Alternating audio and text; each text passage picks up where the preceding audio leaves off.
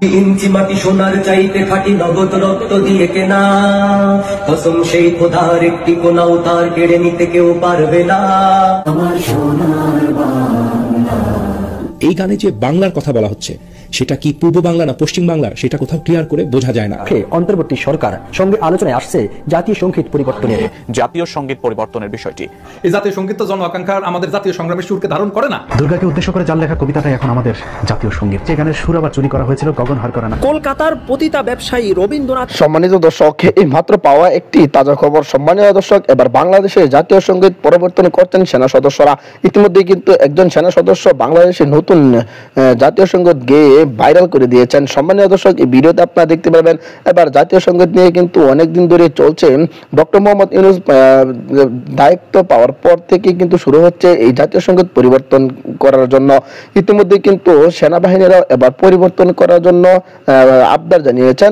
ইতিমধ্যে সেনা সদস্যরাও কিন্তু নতুন জাতীয় সংগীত গাইতে শুরু করেছেন।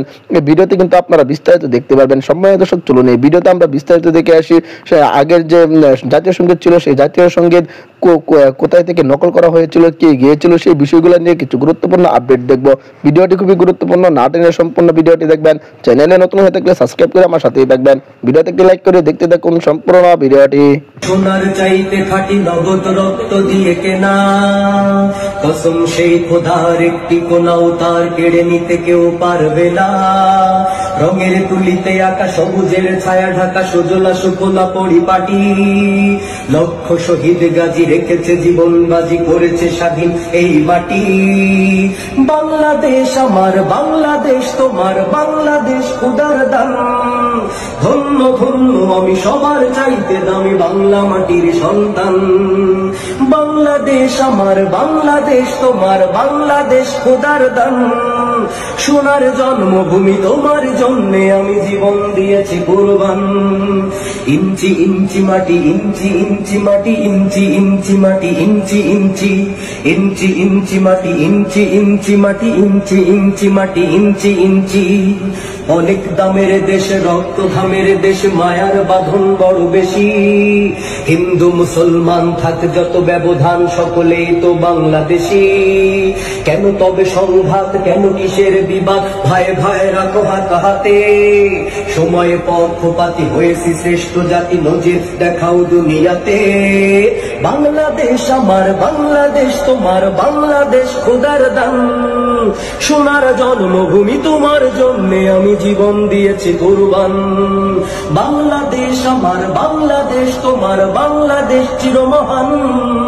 সোনার জন্মভূমি তোমার জন্যে আমি জীবন দিয়েছি কুরবান। ইঞ্চি ইঞ্চি মাটি, ইঞ্চি ইঞ্চি মাটি, ইঞ্চি ইঞ্চি মাটি, ইঞ্চি ইঞ্চি, ইঞ্চি ইঞ্চি মাটি, ইঞ্চি ইঞ্চি মাটি, ইঞ্চি ইঞ্চি মাটি, ইঞ্চি ইঞ্চি। খান্ত মাটির নিচে এখনো ঘুমিয়ে আছে ৩৬০ আউলিয়া। শহরাওয়ার দেশের বাংলা ভাষা নিয়ে আছে শেখ মুজিব, উসমানীয় জিয়া। শহীদ তিতুর দেশে মুক্ত স্বাধীন বেশ, সবুজ লাল পতাকা ওড়ে। সময়ে ঝড়ের বেগে চেতনায় উঠবে জেগে লাখো কোটি মানুষের অন্তরে। বাংলাদেশ আমার, বাংলাদেশ তোমার, বাংলাদেশ খোদার দান। ধন্য ধন্য আমি সবার চাইতে দামি বাংলা মাটির সন্তান। বাংলাদেশ আমার, বাংলাদেশ তোমার, বাংলাদেশ খোদার দান। সোনার জন্মভূমি তোমার জন্যে আমি জীবন দিয়েছি কুরবান। ইঞ্চি ইঞ্চি মাটি, ইঞ্চি ইঞ্চি মাটি, ইঞ্চি ইঞ্চি মাটি, ইঞ্চি ইঞ্চি, ইঞ্চি ইঞ্চি মাটি, ইঞ্চি ইঞ্চি মাটি, ইঞ্চি ইঞ্চি মাটি, ইঞ্চি ইঞ্চি, ইঞ্চি ইঞ্চি মাটি, ইঞ্চি ইঞ্চি মাটি, ইঞ্চি ইঞ্চি মাটি, ইঞ্চি ইঞ্চি। কলকাতার পতিতা ব্যবসায়ী রবীন্দ্রনাথের লেখা গান কেন বাংলাদেশের জাতীয় সংগীত হবে? এ বিষয়ে এমন কিছু প্রশ্ন উত্থাপিত হয়েছে যেগুলোর উত্তর রবীন্দ্রনাথের অন্ধ অনুসারীদের কারো কাছেই নেই।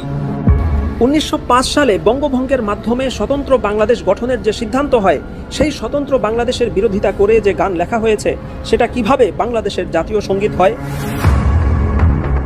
শুধু বঙ্গভঙ্গের বিষয়ে নয়, ঢাকা বিশ্ববিদ্যালয়ের বিরোধিতা করে যে ব্যক্তি এই দেশের মানুষকে মূর্খ বানিয়ে রাখতে চেয়েছে এমন ব্যক্তির গান কেন এদেশের জাতীয় সঙ্গীত হবে? যে ব্যক্তি স্বাধীন বাংলাদেশের নাগরিকই নয়, বরং স্বাধীনতার ৬৬ বছর আগে বাংলাদেশের বিরোধিতা করে গান লিখেছে, সেটা কোন যুক্তিতে এদেশের জাতীয় সঙ্গীত হতে পারে? যেই গানের ভেতরে স্বাধীনতা, ৫২, ৭১, মুক্তিযুদ্ধ, বীরশ্রেষ্ঠ, লক্ষ লক্ষ শহীদ এবং ধর্ষিতা মা বোনদের কথা নেই, এমনকি পুরো গানের মধ্যে কোথাও একটা বারের জন্যও বাংলাদেশ শব্দের উল্লেখ নেই, সেই গানকে এদেশের জাতীয় সঙ্গীত বানানোর অধিকার কে দিয়েছে? বাংলাদেশ স্বাধীন হওয়ার ৩০ বছর আগে রবীন্দ্রনাথ মারা গিয়েছেন।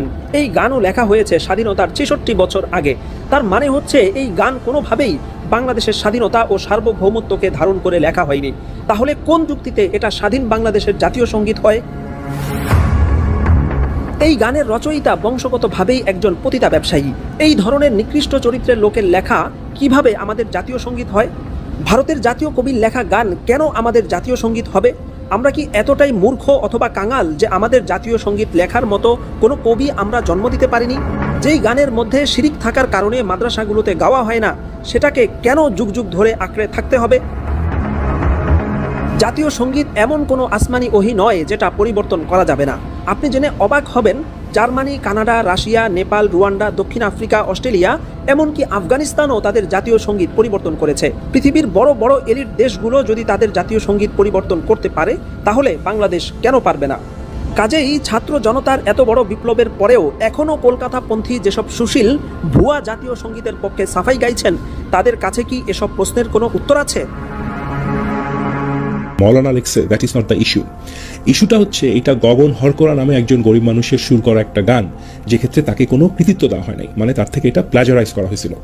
নাম্বার 2, এই গানে যে বাংলার কথা বলা হচ্ছে সেটা কি পূর্ব বাংলা না পশ্চিম বাংলা, সেটা কোথাও ক্লিয়ার করে বোঝা যায় না। আপনি যদি আজকে মেক্সিকো কিংবা কানাডা জাতীয় সঙ্গীত লিখতে যে নর্থ আমেরিকার কথা লেখেন, তাহলে ব্যাপারটা যেমন দাঁড়াবে, এই গানটার অবস্থাটাও ঠিক সেরকম। এই গানের এক জায়গায় বলা হচ্ছে, মা তোর বদন খানি মলিন হলে আমি নয়ন জলে ভাসি, মানে হচ্ছে মা তুমি যখন কোনো বিপদে পড়া, তোমার মুখটা যখন মলিন হয়ে যায়, তখন আমি হচ্ছে তোমার সেই সন্তান যে আইসা কান্নাকাটি শুরু করি। আপনি যদি নিতান্ত একটা স্টুপিড কিংবা অকর্মা একটা সন্তান না হয়ে থাকেন, এই লাইনটা শুনলে কিন্তু আপনার বিরক্ত লাগার কথা। এবং এই জাতীয় সঙ্গীতটা নিয়ে মেইন সিলেদাহের ডাকপিয়ন বাউল গগনচন্দ্র দাসের রচিত আমি কোথায় পাবো তার গানটি সুরের সঙ্গে আমার সোনার বাংলা রচিত হয়। আমি কোথায় পাবো তারে,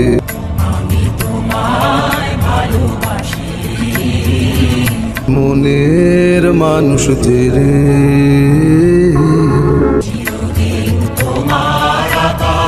হারায় সেই মানুষে। দুর্গাকে উদ্দেশ্য করে যার লেখা কবিতাটাই এখন আমাদের জাতীয় সঙ্গীত। হিন্দুদের মা দুর্গাকে নিয়ে লেখা যে কীর্তনকে আমরা জাতীয় সঙ্গীত হিসাবে গেয়ে থাকি, সেটার মূল গান 25 লাইনের। 1905 সালে লেখা একটি গানকে হাস্যকরভাবে 1971 সালে স্বাধীন হওয়া একটি দেশের। সম্মানিত দর্শক, আশা করি সকলে পুরো ভিডিওটি দেখলেন। এই ভিডিও সম্পর্কে অবশ্যই আপনাদের মূল্যবান মতামত ভিডিওর কমেন্ট বক্সে লিখে জানাবেন। সম্মানিত দর্শক, ইতিমধ্যে কিন্তু আপনারা ভিডিওর মাধ্যমে দেখতে পেরেছেন বাংলাদেশের যে জাতীয় সঙ্গীত ছিল সেই জাতীয় সঙ্গীত পরিবর্তন করার জন্য অনেকদিন ধরে আন্দোলন চলছে। সম্মানিত দর্শক, এবার সেনাবাহিনীরও আন্দোলন করছেন এই জাতীয় সঙ্গীত পরিবর্তন করার জন্য। ইতিমধ্যে কিন্তু একজন সেনা সদস্য নতুন একটি জাতীয় সঙ্গীত গেয়ে ভাইরাল হয়েছেন। সম্মানিত দর্শক, এই ভিডিওতে আপনারা সেই জাতীয় সঙ্গীতটি শুনতে পেরেছেন এবং কি বাংলাদেশের যে জাতীয় সঙ্গীত কোথায় থেকে নকল করা হয়েছিল, কে গেয়েছিল, সেই জাতীয় সঙ্গীত নিয়ে কিন্তু এবার কঠিন অবস্থা সৃষ্টি হয়েছে। ইতিমধ্যে কিন্তু আপনারা অবগত আছেন, সাবেক প্রধানমন্ত্রী শেখ হাসিনা পদত্যাগ করার পরে ডক্টর মোহাম্মদ ইউনূস প্রধান উপদেষ্টা দায়িত্ব নেওয়ার পর থেকেই কিন্তু হয়েছে এই জাতীয় সঙ্গীত পরিবর্তন নিয়ে। সম্মানিত দর্শক, তাহলে কি বাংলাদেশের আগে জাতীয় সঙ্গীত পরিবর্তন হবে কিনা, এই বিষয়গুলো নিয়ে যদি আপনাদের কোনো মতামত থেকে থাকে অবশ্যই ভিডিওর কমেন্ট বক্সে লিখে জানাবেন। এই ধরনের ভিডিওগুলো সবার আগে পেতে অবশ্যই চ্যানেলটাকে সাবস্ক্রাইব করে পাশে থাকা বেল বাটনটি অন করে রাখবেন পরবর্তী আপডেট সবার আগে পাওয়ার জন্য। আজকের মতো ভিডিওটা এখানে শেষ করলাম, দেখা হচ্ছে পরবর্তী ভিডিওতে। সেই পর্যন্ত ভালো থাকবেন, সুস্থ থাকবেন। আসসালামু আলাইকুম ওয়া রাহমাতুল্লাহ।